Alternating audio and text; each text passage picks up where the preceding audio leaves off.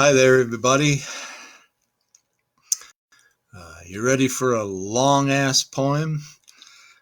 Welcome to day 24 of National Poetry Month.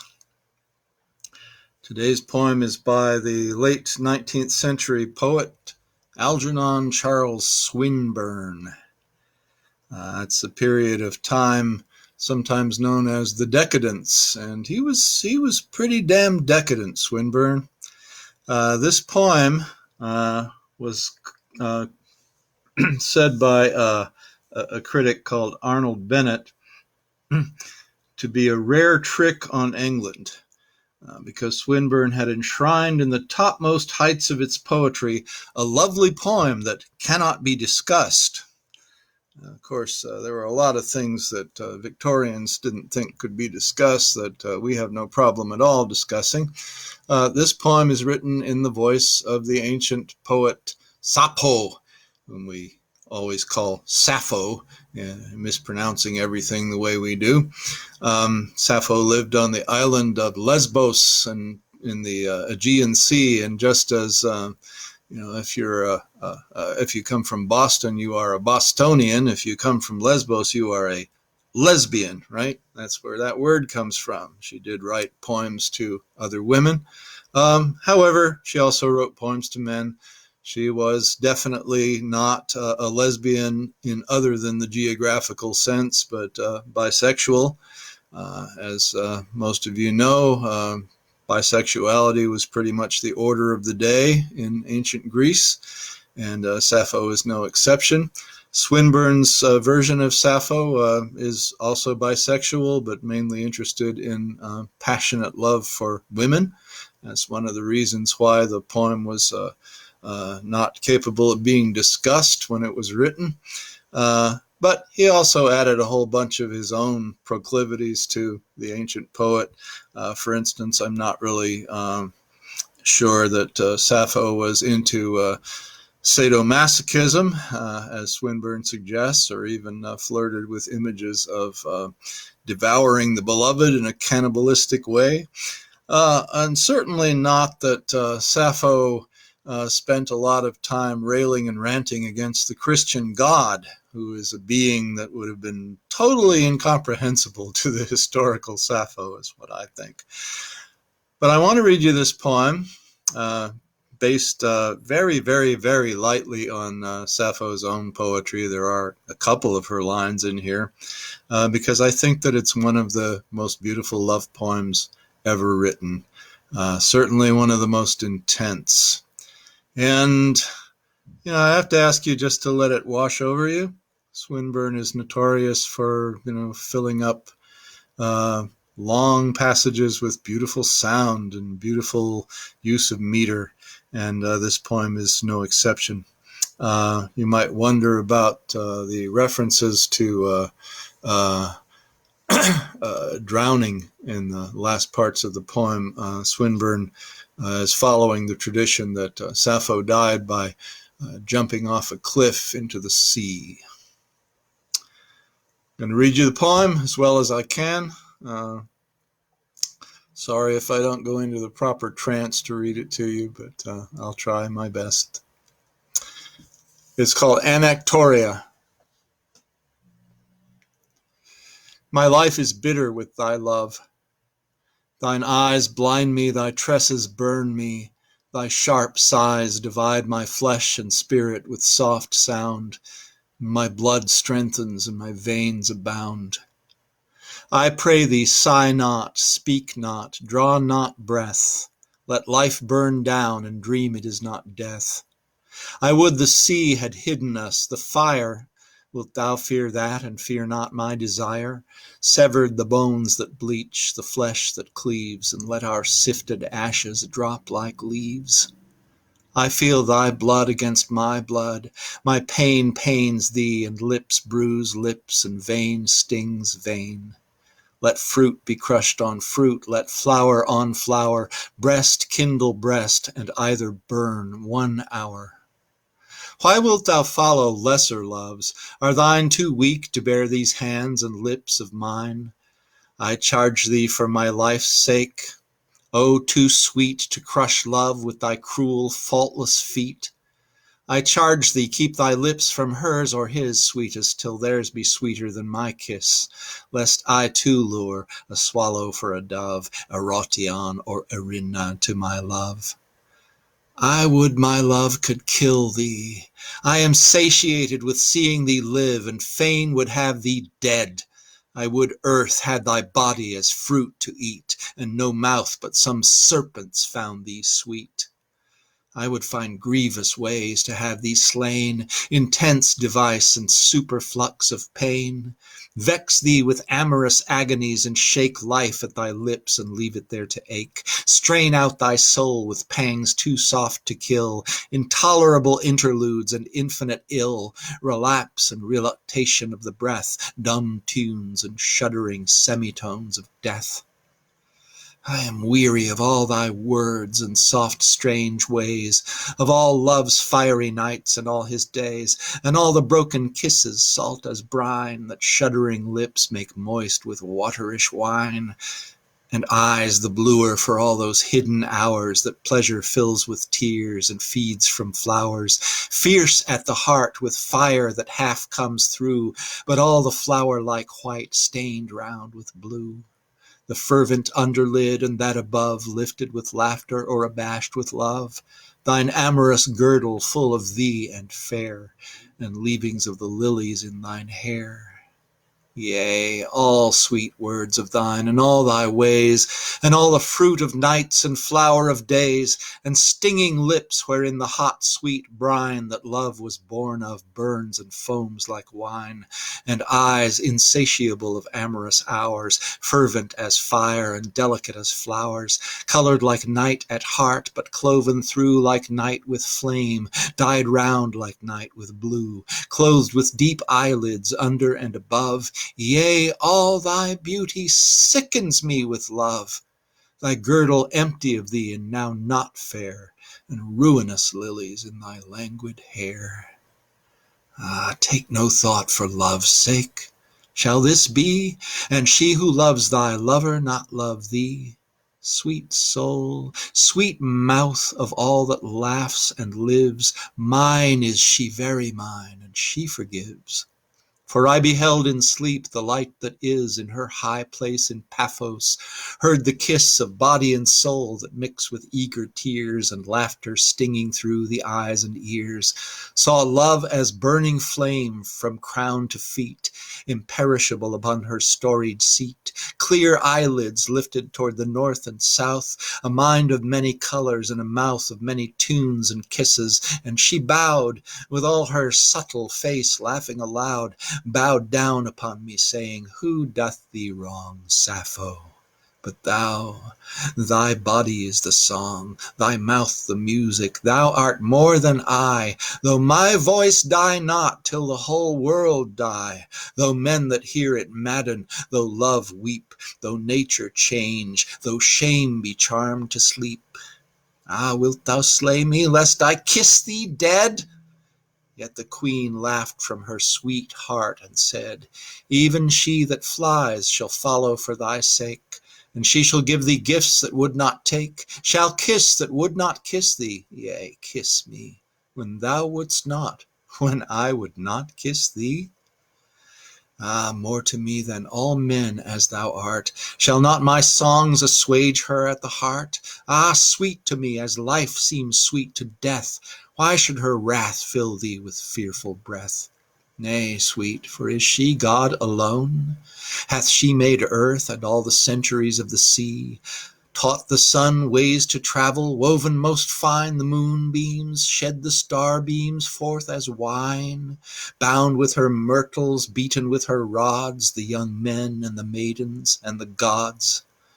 Have we not lips to love with, eyes for tears, and summer and flower of women and of years, stars for the foot of morning, and for noon sunlight and exaltation of the moon, waters that answer waters, fields that wear lilies, and languor of the lesbian air? Beyond those flying feet of fluttered doves, are there not other gods for other loves? Yea, though she scourge thee, sweetest, for my sake, blossom not thorns, and flowers not blood should break. Ah, that my lips were tuneless lips, but pressed to the bruised blossom of thy scourged white breast. Ah, that my mouth for muse's milk were fed on the sweet blood thy sweet small wounds had bled, that with my tongue I felt them, and could taste the faint flakes from thy bosom to the waist, that I could drink thy veins as wine, and eat thy breasts like honey, that from face to feet thy body were abolished and consumed, and in my flesh thy very flesh entombed. Ah, thy beauty! Like a beast it bites, stings like an adder, like an arrow smites. Ah, sweet and sweet again, and 7 times sweet, the paces and the pauses of thy feet. Ah, sweeter than all sleep or summer air, the fallen fillets fragrant from thine hair. Yea, though their alien kisses do me wrong, sweeter thy lips than mine with all their song. Thy shoulders whiter than a fleece of white, and flower-sweet fingers good to bruise or bite, as honeycomb of the inmost honey cells, with almond-shaped and rose-leaf-colored shells, and blood like purple blossom at the tips quivering, and pain made perfect in thy lips for my sake when I hurt thee. Oh, that I durst crush thee out of life with love, and die of thy pain and my delight, and be mixed with thy blood and molten into thee. Would I not plague thee, dying, overmuch? Would I not hurt thee perfectly, not touch thy pores of sense with torture, and make bright thine eyes with blood-like tears and grievous light? Strike pang from pang as note is struck from note, catch the sob's middle music in thy throat, take thy limbs living in new mold with these, a lyre of many faultless agonies. Feed thee with fever and famine and fine drouth, with perfect pangs convulse thy perfect mouth, make thy life shudder in thee and burn afresh, and wring thy very spirit through the flesh. Cruel? But love makes all that love him well as wise as heaven and crueller than hell. Me hath love made more bitter toward thee than death toward man. But were I made as he who hath made all things to break them one by one, if my feet trod upon the stars and sun and souls of men as his have always trod, God knows I might be crueller than God. For who shall change with prayers or thanksgivings the mystery of the cruelty of things? Or say what God, above all gods and years, with offering and blood sacrifice of tears, with lamentation from strange lands, from graves where the snake pastures, from scarred mouths of slaves, from prison and from plunging prows of ships, through flame-like foam of the sea's closing lips, with thwartings of strange signs and wind-blown hair of comets desolating the dim air, when darkness is made fast with seals and bars, and fierce reluctance of disastrous stars, eclipse and sound of shaken hills,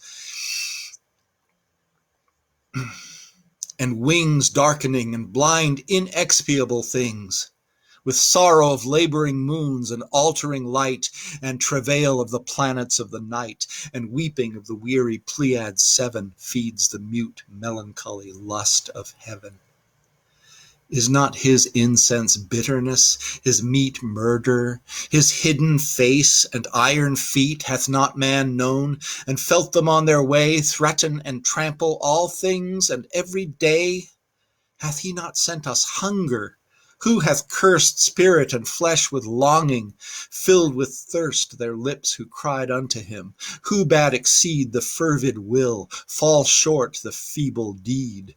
Bade sink the spirit and the flesh aspire, pain animate the dust of dead desire, and life yield up her flower to violent fate? Him would I reach, him smite, him desecrate, pierce the cold lips of God with human breath, and mix his immortality with death. Why hath he made us? What had all we done, that we should live and loathe the sterile sun, and with the moon wax paler as she wanes, and pulse by pulse feel time grow through our veins? Thee too the years shall cover. Thou shalt be as the rose born of one same blood with thee, as a song sung, as a word said, and fall flower-wise, and be not any more at all, nor any memory of thee anywhere. For never muse has bound above thine hair the high Pierian flower whose graft outgrows all summer kinship of the mortal rose and color of deciduous days, nor shed reflex and flush of heaven about thine head, nor reddened brows made pale by floral grief with splendid shadow from that lordlier leaf.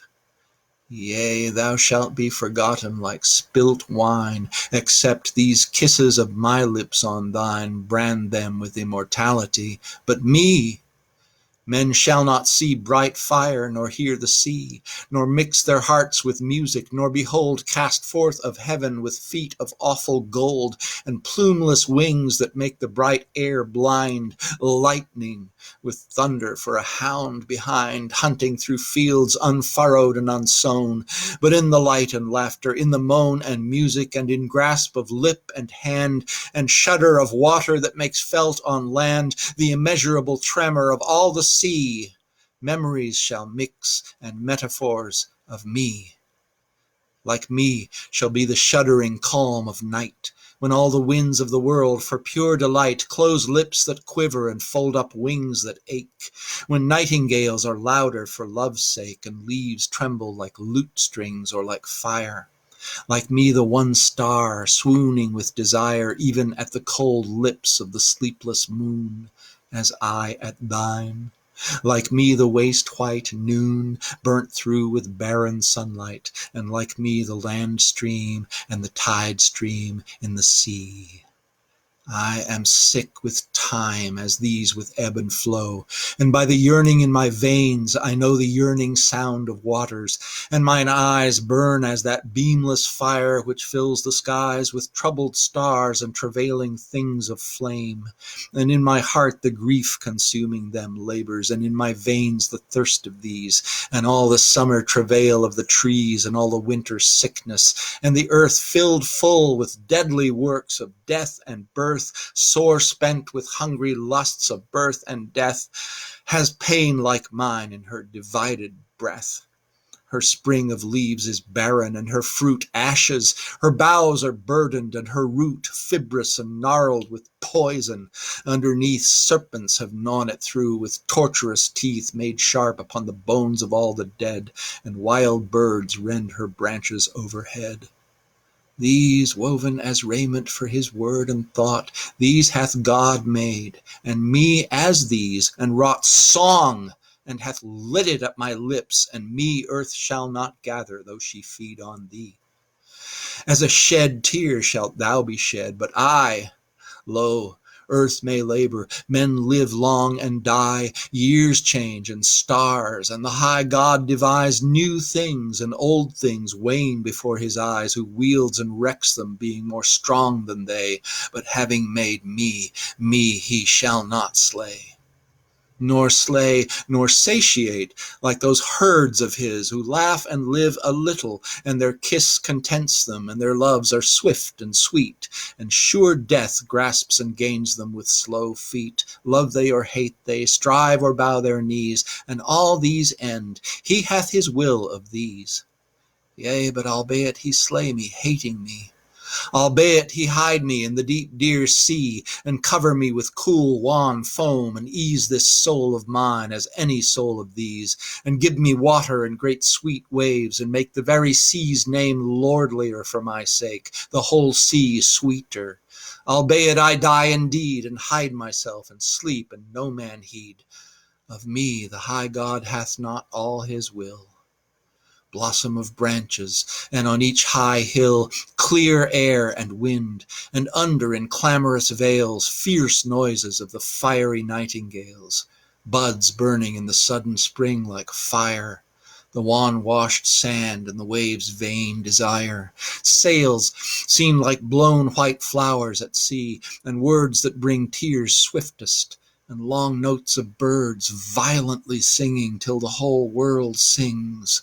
I, Sappho, shall be one with all these things, with all high things forever.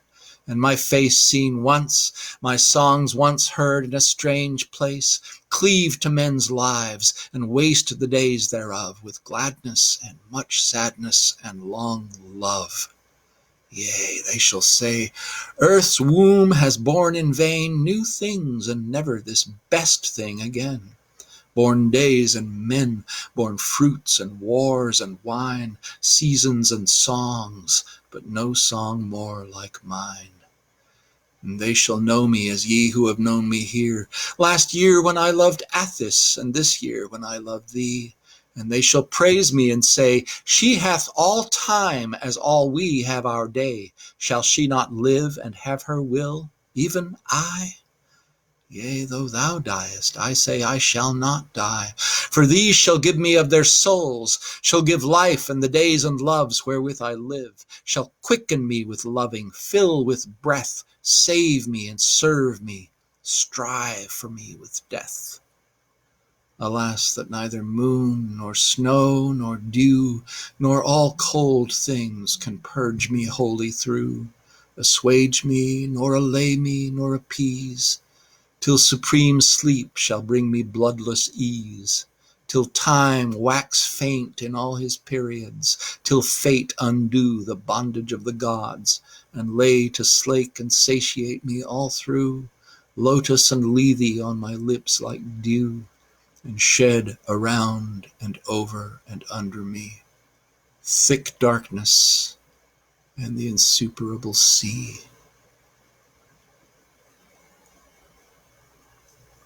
That wasn't bad. I lost my place there for a second, but hope you liked it. I'll see you tomorrow with a different poem. And in the meantime, stay safe, be well. I'll see you later.